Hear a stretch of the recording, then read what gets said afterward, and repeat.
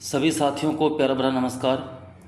मैं आपका दोस्त सुनील कालवा एक बार फिर से आप सभी का हार्दिक अभिनंदन व आभार प्रकट करता हूं,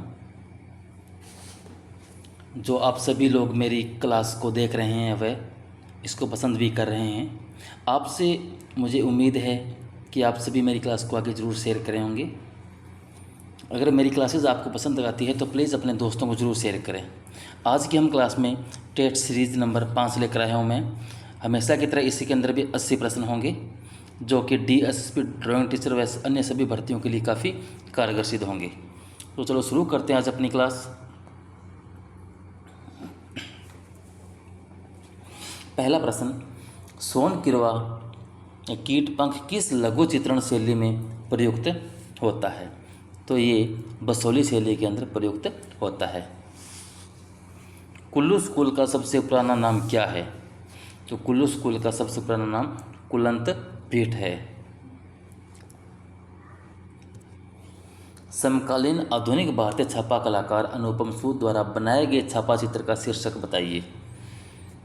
तो यहाँ पर ये कुछ चित्र दिए हैं, छापा चित्र दिए हैं, जिसमें आदम और हवा, दीवारों से सरोकार, पुरुष और प्रकृति, एक गुलाब का जन्म। इनमें से अनुपम सूद का छापा चित्र कौन सा है? तो इसका दीवारों से सरोकार जो चित्र है वह अनुपम सूद का है। कौन सा भारतीय कलाकार रंग विकर्ण आकार के बीच स्थापित आंकड़ों के अपने चित्रों के लिए जाना जाता है? तो वो है तैयब मेहता।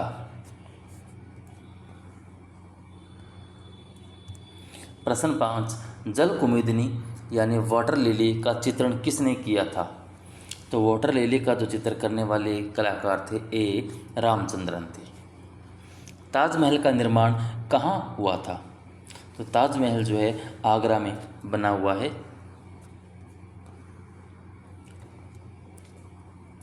प्रसिद्ध राजस्थानी लघु चित्र झूले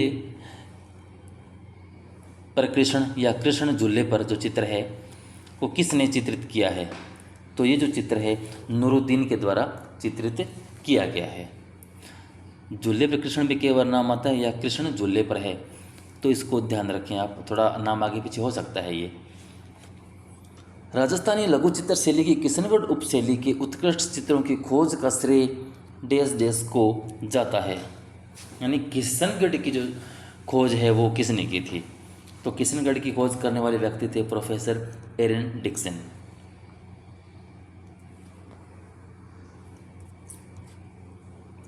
किस सम्राट के काल को भारतीय चित्रकारी के स्वर्ण काल के रूप में जाना जाता था?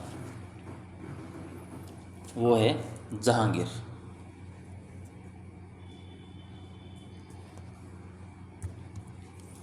मुगल सिंहासन पर जहांगीर के सत्तासीन होने के अवसर पर दरबार का दृश्य किस चित्रकार ने चित्रित किया था? तो ये चित्र बनाने वाले व्यक्ति थे आपके अबुल हसन।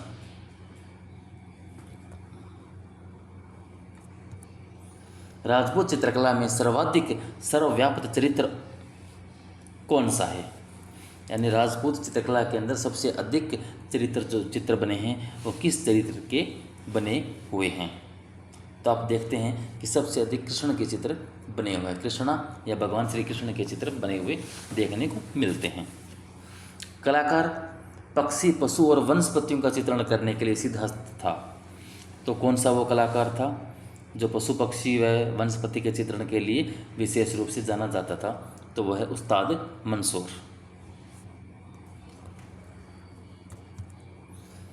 कृष्ण लिफ्टिंग माउंट गोवर्धन, यानी गोवर्धन पर्वत उठाते हुए कृष्ण जो पेंटिंग है वो चित्र है वह किसके द्वारा बनाया गया है?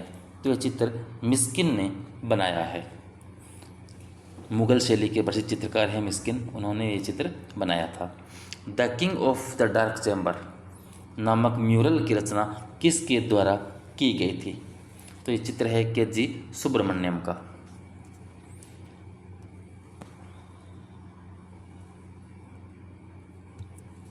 मकबूल फ़िदा हुसैन की मृत्यु कहाँ हुई थी?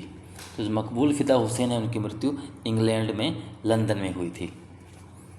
मीर सैयद अली किसके दरबार में चित्रकार थे? तो मीर सैयद अली जो है अकबर के दरबार में चित्रकार थे। मुगल चित्रकला में हिंदू विषयों का पोषक कौन था? तो हिंदू विषयों का पोषक मुगल चित्रकला के अंदर अकबर थे। अमृता शेरगिल के निम्न में से किस चित्र पर भारतीयता की झलक दिखाई नहीं देती है? दिखाई नहीं देती, यानी अमृता शेरगिल का वह कौन सा चित्र है जिस चित्र के अंदर आपको भारतीयता नज़र नहीं आती है? तो वह चित्र स्लीप है। स्लीप के अंदर भारतीयता की झलक दिखाई नहीं देती है। Through the eyes of A painter film का निर्देशक कौन था? Through the eyes of A painter जो फिल्म बनाई गई थी, इस फिल्म के निर्देशक कौन थे? तो ये फिल्म जो है M.F. हुसैन के द्वारा बनाई गई थी। सन 1971 में आपने महाभारत की कथा पर 30 चित्र बनाए। तो कौन व्यक्ति है, कौन कलाकार है जिन्होंने महाभारत की कथा पर 30 चित्र बनाए हैं? तो वो है M.F. हुसैन।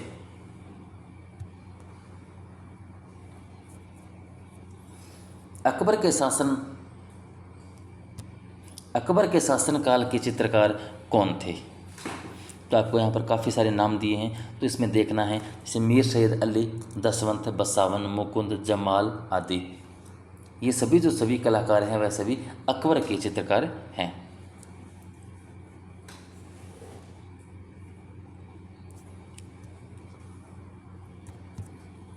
मुगल लघु चित्रकला की गठन निर्माण रचना में तकनीकी प्रेक्षक की महत्वपूर्ण भूमिका किसने निभाई थी?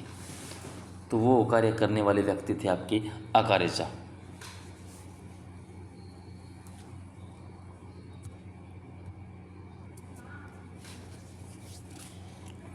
हुमायूं द्वारा निम्नलिखित में से चित्रकारों में से किस को सीरी कलम के रूप में सम्मानित किया था? तो सीरी कलम की जो उपाधि थी वह किसको प्राप्त थी? तो अब्दुल समद सिराजी को सीरी कलम की उपाधि प्राप्त थी। ये सब किसके हिस्से हैं? रेखा, रूप, रंग व पोत। कला के तत्व, कला के सिद्धांत, षडंग के व या रस के। तो आप देखते हैं ये सभी कला के तत्व हैं। कला के सभी ये क्या है? तत्व हैं। तत्व कुल 6 होते हैं, जैसे रूप, रंग, रेखा, तान, एक बाद तान, पोत व अंतराल। ये 6 इनके तत्व होते हैं। तो ये कला के तत्व है। कला के षडंग के अंदर देखें तो 6 अंग होते हैं, जिसके अंदर आप रूप, भेद, प्रमाण, भाव, लावण्य, योजनम, सादृश्य, वर्णिका, भंग आप देखते हैं। वो कला का सिद्धांत या संयोजन का जो सिद्धांत है वहाँ पे भी आप 6 उनके संयोजन के सिद्धांत देखते हैं। तो ये जो दिए गए हैं ये सभी क्या है? कला के तत्व हैं। निम्नलिखित में से क्या दक्षिणी चित्रकला की विशेषता नहीं थी? तो वास्तविकता के साथ संबंध, सघनपूर्ण समूह, चिंताकर्षक, आरेखकारी व कल्पना के तत्व। चित्ताकर्षक, आरेखकारी, कल्पना के तत्व, सघनपूर्ण व वास्तविकता के साथ संबंध। तो जो वास्तविकता के साथ संबंध है वह दक्षिण शैली के अंदर दिखाई नहीं देता और सभी की सभी इनकी विशेषताएं हैं। अंतराल को भूमि बंधन किस ग्रंथ में कहा गया है? तो जो अंतराल है कला का तत्व है, हमने पढ़ा। इस कला के तत्व को अलग अलग ग्रंथों में अलग अलग नाम से जाना गया है। तो ये पूछा गया कि भूमि बंधन किस ग्रंथ में कहा गया है? तो भूमि बंधन कहा गया है सम्रांगण सूत्रधार के अंदर। सम्रांगण सूत्रधार के अंदर भूमि बंधन के नाम से जाना गया है। अकबर और जहांगीर काल में किन शैलियों पर विशेष प्रभाव पड़ा? तो अकबर और जहांगीर काल के अंदर सभी चित्रों के ऊपर विशेष प्रभाव पड़ा। भारतीय, हिंदू और विदेशी मुस्लिम कलाकारों ने मिलकर मुगल शैली को पूरी तरह से किस भूमि पर विकसित किया? तो ये भारतीय भूमि पर इन्होंने विकसित किया था। द स्क्रीम शीर्षक वाली प्रसिद्ध अभिव्यक्तिवादी चित्रकला में से एक डैश डैश द्वारा चित्रित किया गया था। तो जो स्क्रीम है यह किसकी महत्वपूर्ण रचना है? तो ये देखते हैं एडवर्ड मुख की यह महत्वपूर्ण रचना है। सिंधु घाटी की कला का परिज्ञान होता है। हड़प्पा कला से, मोहनजोदड़ो की कला से, उपरोक्त दोनों स्थान से या उपरोक्त दोनों से नहीं। तो आप देखते हैं उपरोक्त दोनों स्थानों को सिंधु घाटी सभ्यता कहा जाता है। माइकल एंजेलो द्वारा वेटिकन में सिस्टाइन चैपल की छत के चित्रण के लिए किस तकनीक का प्रयोग किया गया था? तो वहाँ पर फ्रेस्को तकनीक का प्रयोग किया गया था। एलोरा की गुफा संख्या डैश डैश रावण की खाई के नाम से प्रसिद्ध है। यानी एलोरा की कौन सी गुफा है जिसको रावण की खाई के नाम से जाना जाता है? तो गुफा संख्या 14 जो है उसको रावण की खाई के नाम से जाना जाता है। सीतनवासन की गुफाएं कहाँ स्थित है? तो सीतनवासन की गुफाएं जो है तमिलनाडु में स्थित है। बाघ गुफाएं किस जनपद में स्थित है? तो बाघ की गुफाएं थार जनपद में स्थित है। धार जनपद में स्थित है। सीलिंग ऑफ सिस्टाइन चैपल को कौन चित्रित किया है?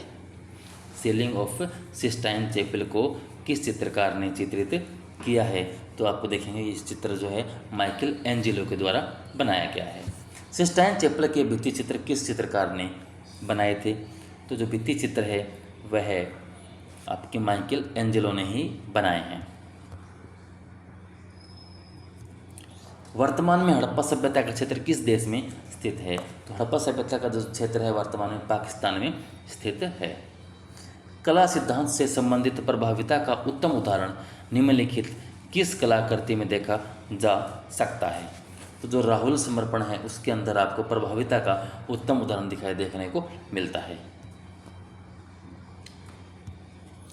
पद्मपाणि चित्र का नाम पद्मपाणि है क्योंकि हाथ में कमल लिए हुए हैं। बुद्ध की एक प्रतिमा जिसके अंदर उन्होंने हाथ में कमल ले रखा है, इसलिए इसको पद्मपाणि कहा जाता है। पद्म का मतलब होता है कमल और हाथ का मतलब पानी का मतलब है हाथ। अजंता में कितनी जातक कथाएं चित्रित की गई है? तो अजंता के अंदर 547 जो जातक कथाएं चित्रित की गई है। जैन शैली में क्रमशः महावीर, पार्श्वनाथ, नेमिनाथ व ऋषभनाथ तीर्थंकरों के लिए कौन से रंगों का प्रयोग किया गया है? सही क्रम चुनिए। तो आप देखेंगे कि सबसे पहले आप महावीर स्वामी हैं, तो महावीर स्वामी को पीले रंग से चित्रित किया गया है। पार्श्वनाथ जो है उनको नीले रंग से, नेमिनाथ जो है उनको काले रंग से, और जो ऋषभनाथ है उनको स्वर्णिम रंग से चित्रित किया गया है। तो आप इस क्रम को देखते हैं तो सही कौन सा है आपका? पीला, नीला, काला व स्वर्णिम। तो चौथा ऑप्शन जो बिल्कुल आपका सही उत्तर होगा तो ऑप्शन नंबर सी, पीला, नीला, काला व स्वर्णिम। तो तीसरा ऑप्शन इसका बिल्कुल सही उत्तर होगा। निम्नलिखित चित्र में से किस लघु चित्र का अजंता पर प्रभाव पड़ा है? किस लघु चित्र पर अजंता का प्रभाव देखने को मिलता है? तो आप देखेंगे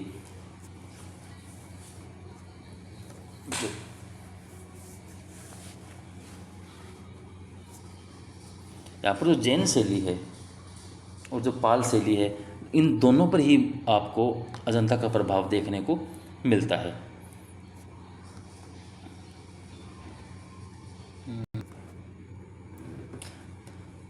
परंतु सबसे अधिक जो प्रभाव है वो आपका पाल लघु चित्रों पर देखने को मिलता है, क्योंकि जो पाल शैली है पूर्णतः बौद्ध धर्म से संबंधित है और अजंता भी बौद्ध धर्म से संबंधित है।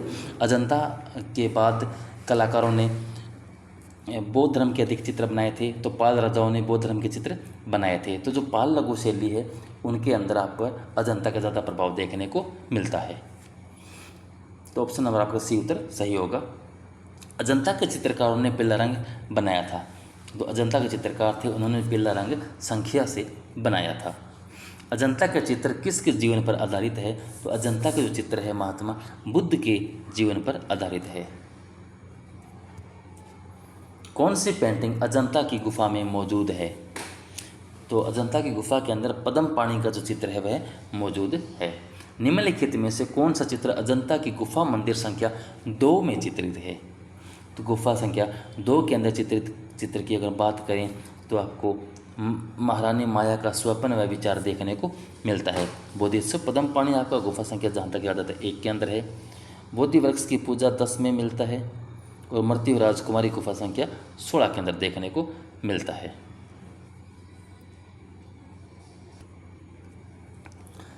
1924 ईस्वी में किसने अजंता की गुफाओं की खोज की और रॉयल एशियाटिक सोसाइटी को इसकी सूचना दी थी? तो जो सूचना दी थी वह कार्य किया था जेम्स अलेक्जेंडर ने। रॉयल एशियाटिक सोसाइटी लंदन के अंदर ये सूचना दी व वहाँ ये लेख इसका जारी किया। लेकिन खोज की बात आती है तो ये लेख जारी किया था 1924 के अंदर अलेक्जेंडर के द्वारा। लेकिन जो खोज है, गुफाओं की जो खोज है वह खोज होती है 1819 के अंदर। खोज होती है 1819 के अंदर और खोज करने वाली व्यक्ति आपके जॉन स्मिथ है। जॉन स्मिथ के द्वारा इनकी खोज होती है। जॉन स्मिथ के द्वारा 1819 में अजंता की गुफाओं की खोज होती है। निम्नलिखित में से किसी राजा रवि वर्मा द्वारा चित्रित नहीं किया गया है? तो यहाँ पर काफ़ी सारे चित्र दिए गए हैं, तो इसके अंदर बताना वो राजा रवि वर्मा का चित्र इनमें से कौन सा नहीं है। तो जो ब्रह्मचारी चित्र है वह राजा रवि वर्मा का चित्र नहीं माना जाता।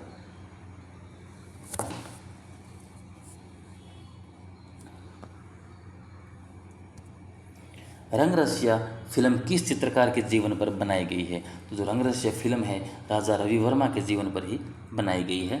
राजा रवि वर्मा ने भारत में सर्वप्रथम स्थापित किया, तो उन्होंने सबसे पहले ओलियोग्राफी जो है वह भारत में शुरू की थी। सन 1894 ईस्वी में मुंबई घाटकोपर में किसने लिथोग्राफिक प्रेस खोली और चित्रों की प्रतिकृतियाँ छपवाई थी? तो यह कार्य करने वाले व्यक्ति थे राजा रवि वर्मा। चित्रकार जिसने थियोडोर जेनसन से तेल चित्रण में महारत हासिल की थी, तो यह कार्य भी राजा रवि वर्मा के द्वारा किया जाता है। इनमें से पेवड़ी होता है, ये जो पेवड़ी है यह क्या होता है ये आपको बताना है।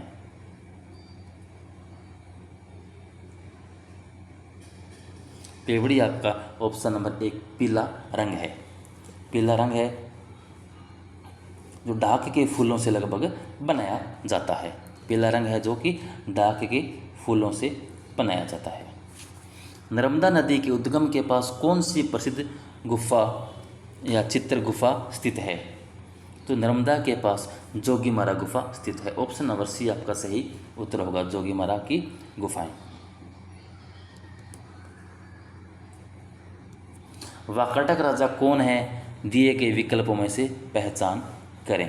तो वाकाटक राजा तो ब्राह्मण थे, तो ऑप्शन नंबर बी आपका सही उत्तर होगा। सारनाथ स्तंभ के 4 शेरों की अभिव्यक्ति को निम्नलिखित में से किसकी संज्ञा दी जाती है? किसकी संज्ञा दी जाती है? तो नेशनल एम्बलम कहा जाता है उनको, नेशनल एम्बलम।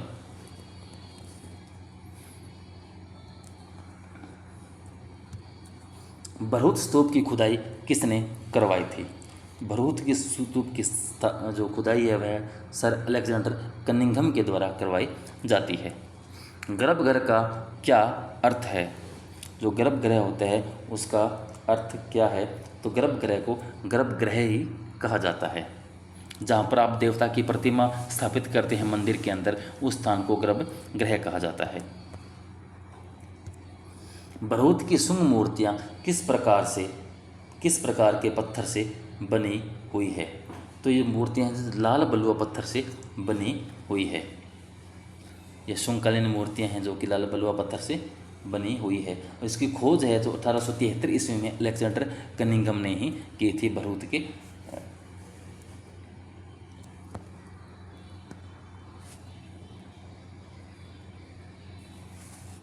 इम्पेस्टो तकनीक में इनमें से किस माध्यम का इस्तेमाल नहीं किया जा सकता है? तो इम्पेस्टो तकनीक के अंदर पानी के रंग का इस्तेमाल नहीं होता, बाकी तेल रंग, एक्रिलिक और तेल रंग इन सभी का इस्तेमाल किया जाता है। एक्रिलिक रंगों से बने चित्रों पर लगाने की आवश्यकता होती है, तो क्या लगाने की आवश्यकता होती है? वार्निश, गोंद, फेविकोल या उपरोक्त में किसी के नहीं। तो एक्रिलिक के अंदर इनमें किसी भी चीज़ के लगाने की आवश्यकता नहीं होती, क्योंकि वहाँ पर इमल्सन व मेट की आवश्यकता होती है। तो इन चीज़ों की आवश्यकता नहीं होती। ऑप्शन डी हमारा सही उत्तर होगा। षडंग किस से संबंधित है? तो षडंग आपका चित्रकला से संबंधित है। संबंधता का सिद्धांत संबंधित है। जो संबंधता का सिद्धांत है वह किससे संबंधित है? तो संबंधता का सिद्धांत आपका प्रमाण से संबंधित है। इसका अर्थ होता है आकृतियों का ठीक ज्ञान होना। इसे संबंधता का सिद्धांत भी कहा जाता है। यह आकृतियों का माप या फैलाव तथा सभी आकृतियों को एक दूसरे संबंध और आकृतियों के तान तथा वर्ण इत्यादि का चित्रभूमि से संबंध निश्चित करता है। संबंधता का जो सिद्धांत है। सौंदर्य शास्त्र दर्शन की एक शाखा थी। किसने इसको एक नई पहचान दी? किसने इसको एक नई पहचान दी थी? तो ये थे बामगार्टन, जिन्होंने एक नई शाखा के रूप में पहचान दी थी। अग्नि पुराण में कलाकार को क्या कहा गया है? अग्नि पुराण के अंदर कलाकार को योगी के नाम से जाना गया है। चित्रसूत्र के किस अध्याय में क्षय वृद्धि का वर्णन किया गया है? तो आपका 5वां जो अध्याय है वहाँ पर क्षय वृद्धि का वर्णन किया गया है।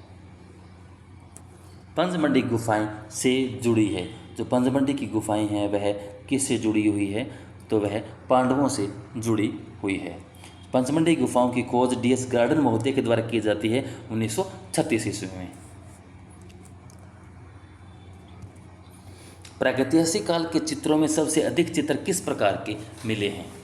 आखेट के, औजारों के, मनुष्यों के।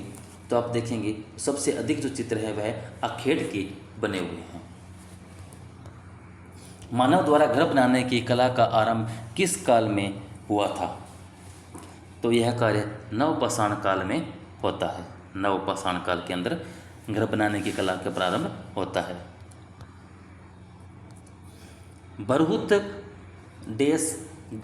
बरहुत ग्राम जो है देश में स्थित है, यानी बरहुत का जो गांव है वह कहाँ पर स्थित है?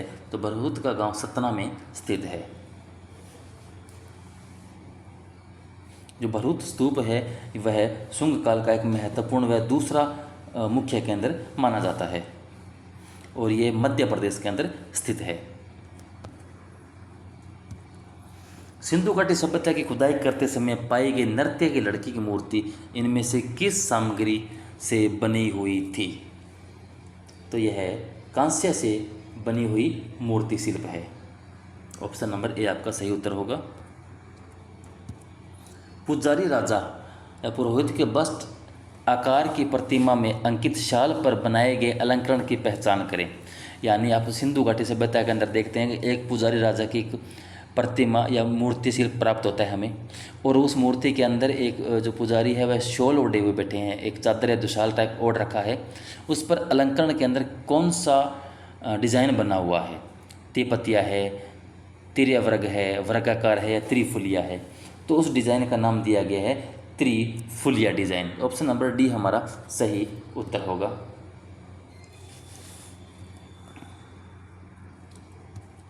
हड़प्पाकालीन स्थलों से प्राप्त अधिकांश मोहरें किस सामग्री से बनी हुई है?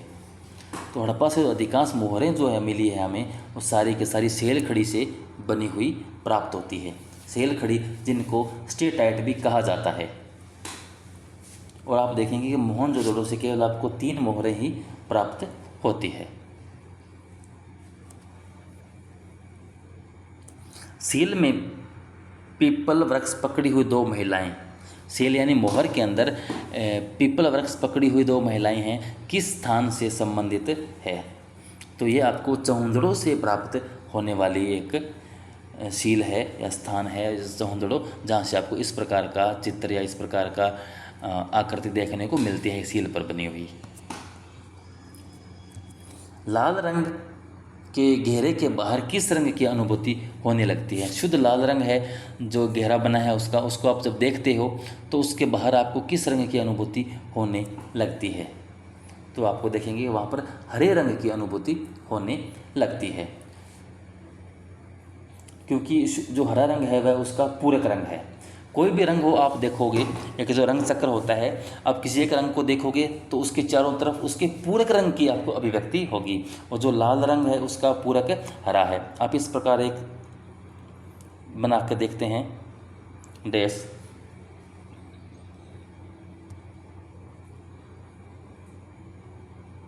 इस प्रकार आप चित्र बनाएं। यहाँ पर आप लिखिए लाल रंग, जो आपका लाल है, लाल, पीला और नीला, ये आपके प्राथमिक रंग है। फिर आप देखेंगे कि इनके जो द्वितीयक रंग होते हैं, जिसमें हरा, लाल और नीला से बन गया बैंगनी,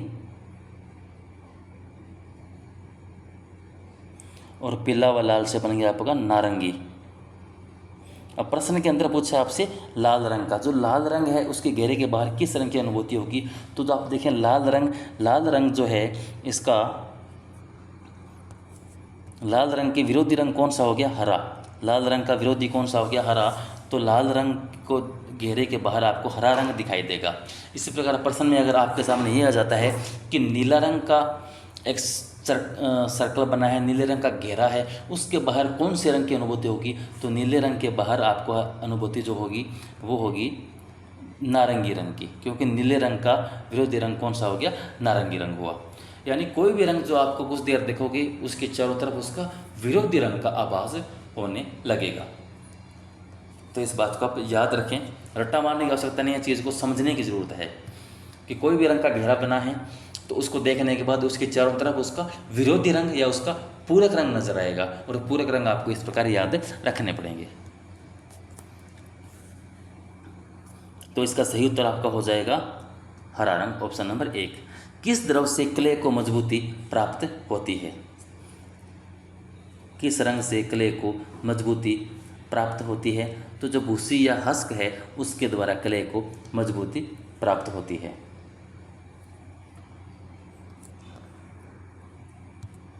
चित्रकारी के विभिन्न कार्य हैं।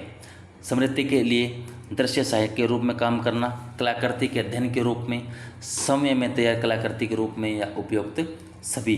तो आप देखेंगे तो उपयुक्त सभी आपका ये उत्तर सही होगा, क्योंकि सभी कार्य चित्रकारी के अवश्य हैं। मोहनजोदड़ो तथा हड़प्पा सभ्यताएं कहाँ स्थित है? तो ये दोनों वर्तमान में पाकिस्तान में स्थित है। निम्न में से जल रंग और तेल रंग पर परस्पर मिलाने पर बना पोत किस श्रेणी का उदाहरण है? तो यह आपका सर्जित पोत का उदाहरण है। धोलावीरा एक पुरातात्विक स्थल काल अवधि संबंध से संबंध रखता है। धोलावीरा जो क्या है? एक पुरातात्विक स्थल डैश डैश काल अवधि से संबंध रखता है। यानी धोलावीरा जो है किस काल से संबंधित है? क्या मौर्य काल, शुंग काल, सिंधु घाटी काल या गुप्त काल? तो धोलावीरा सभी जानते हैं कि यह सिंधु घाटी काल का या सिंधु घाटी सभ्यता का महत्वपूर्ण स्थान है, जो कि गुजरात में स्थित है, और इसकी खोज होती है 1969 ईस्वी में RS विस्ट के द्वारा। तो दोस्तों आज के लिए बस इतना ही। कैसे लगी आज आपको मेरी क्लास? अगर आपको मेरी क्लास पसंद आ रही है तो प्लीज़ अपने दोस्तों को शेयर करें, मेरे चैनल को सब्सक्राइब करें, पढ़ते रहें, मस्त रहें। धन्यवाद।